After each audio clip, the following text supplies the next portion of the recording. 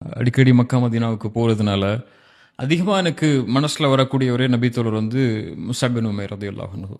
கேள்விப்பட்டிருப்பீங்க, முஸஅப் உடைய செல்வத்தை நீங்கள் பாதியாக்கி மக்கால இருக்கக்கூடிய பலருடைய செல்வத்தை ஒன்று சேர்த்தாலும் ஈடாகாது.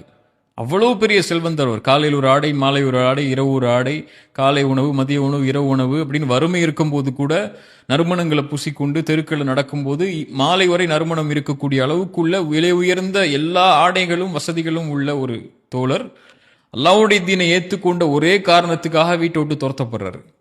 அம்மா வந்து போயிருன்னுறாங்க. அபிசீனியாவுக்கு ஹிஜ்ரத் போறாரு, திரும்பி வர்றாரு. அவங்க அம்மாவை பார்க்காம ரசூலுல்லாஹி ஸல்லல்லாஹு அலைஹி வஸல்லம் பார்க்க போறாங்க.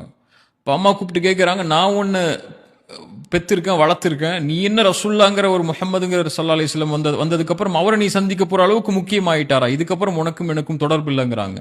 இப்போ அவர் தாயிட்ட சொன்ன ஒரு வார்த்தை முக்கியமானது.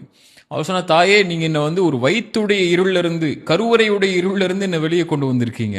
ஆனால் முஹம்மத் ஸல்லல்லாஹு அலைஹி வஸல்லம் என்ன இந்த உலகத்துடைய அநீதத்தின் இருளிலிருந்து வெளியே கொண்டு வந்திருக்காரு. அவரை தான் நான் நேசிக்க முடியும் உங்களை விட. அவருடைய பாதையை தான் நான் தேர்ந்தெடுத்து போக முடியுங்கிறாங்க இல்லையா?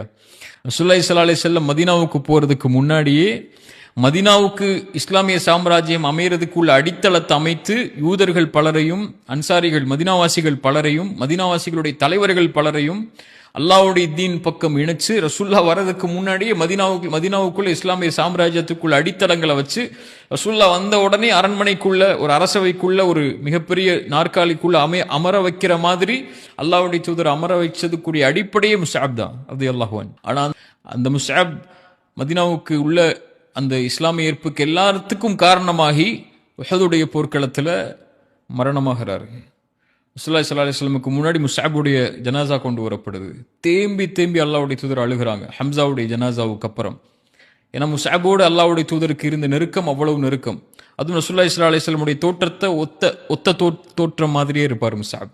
அதனால உஹதுல முஸஅபுடைய மரணத்தை பார்த்து காஃபிர்கள் வந்து ரசூலுல்லாஹ் மரணம் ஆயிட்டாங்கன்னாங்க இல்லையா? ரசூலுல்லாஹ் பாதுகாக்கிறதுக்காகவே கொடி எடுத்துட்டு வேகமாக வெளியே ஓடி மரணமான ஷஹீதான சஹாபி அவர். அவருடைய ஜனாசா கொண்டு வரப்படுது. அவருடைய ஜனாசாவை அடக்கம் செய்யறதுக்காக கஃன் போடுறாங்க.